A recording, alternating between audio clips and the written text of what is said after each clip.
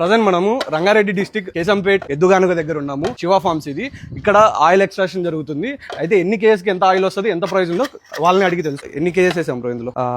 Hi all, మనమైతే 13 కేజీల పల్లీలు వేసాము. ఓకే. సో 13 కేజీలకి మనకి 5 కేజీల నూనె అయితే వస్తుంది. అయితే ప్రైస్ ఎలా ఉంది బ్రో? బయట మీరు చూసుకుంటే ఆయిల్ రీఫైండ్ ఆయిల్ వచ్చేసి 180 రూపీస్ లీటర్ ఉంది.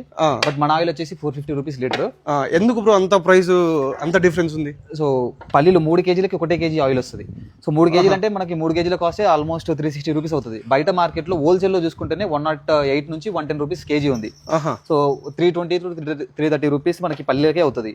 దాంతో పాటు లేబర్, మళ్ళీ ట్రాన్స్పోర్ట్, అండ్ దెన్ ఇక్కడ 2 మనుషులం కావాలి. ఇదంతా కలుపుకుంటే ఇంకా ఎక్స్పెన్సివ్ అవుతుంది. సో మనం మొత్తం కలుపుకొని 450 విత్ స్టీల్ టిన్ ఇస్తున్నాము. అంటే దీని ఆర్పిఎం ఎంత ఉండొచ్చు? సో పర్ మినిట్ ఎద్దొచ్చేసి మనకి 2 to 3 రౌండ్స్ తిరుగుతుంది. మిషన్ లో ఇంకా మిషన్ ఆయిల్ కూడా ఉంటుంది బయట. సో మిషన్ లో వచ్చేసి 50 to 60 ఉంటుంది. అప్పుడు ఆయిల్ హీట్ అవుతుంది.